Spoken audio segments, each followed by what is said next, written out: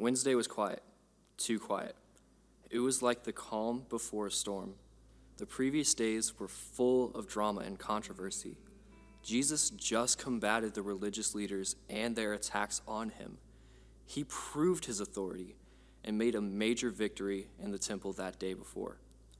However, there was no time for celebration. The time of Jesus would soon come to an end in a matter of days. Wednesday has been called Spy Wednesday by the church for a very long time. This is because of all the scheming that took place on that day against Jesus.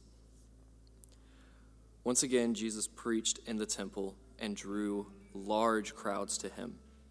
But this day, the religious leaders who had been silenced by Jesus the day before would leave him alone. Instead, they held private meetings where they made their plans to get rid of Jesus. There were only a few pieces left of that plan, and they just were not in place. Later in the day, Jesus was staying at Martha's home. Mary approached Jesus, and she took very expensive oil and anointed him on the head and feet. Judas went and objected to this anointing by saying that the oil could have been sold, and the money could have been given to the poor. After all, this oil was very expensive. It was worth about a year's wages for the average worker. At first glance, anybody would have agreed with Judas. Imagine how much good that could have been done with that money for the kingdom. But Jesus, as always, knows what's really going on. Jesus goes on to say that what Mary did was a beautiful thing. This was an act of worship.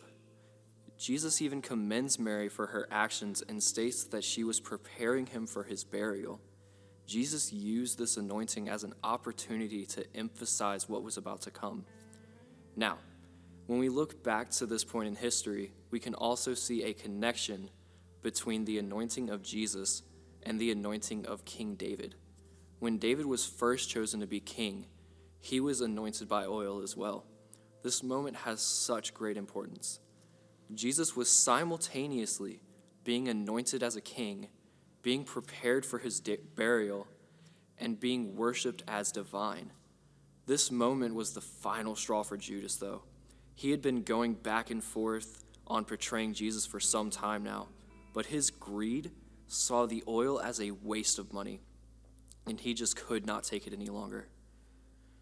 He goes to the chief priest and presents the last piece of the puzzle to get rid of Jesus. He chooses to sell out his master for 30 pieces of silver, a price worth around $185 today. This is awfully cheap considering that Judas is selling out Jesus.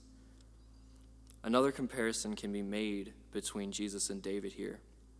In Psalm 55, David wrote about a struggle where he was being betrayed by a friend. Psalm 55 says, "Now it is not an enemy who insults me, otherwise I could bear it.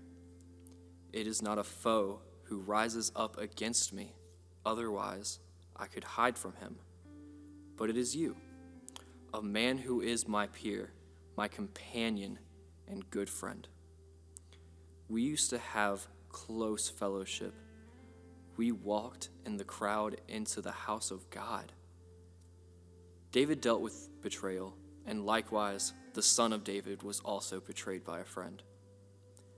The time has almost come, the stage is set, the pieces are getting into place, and the end for Jesus is just around the corner.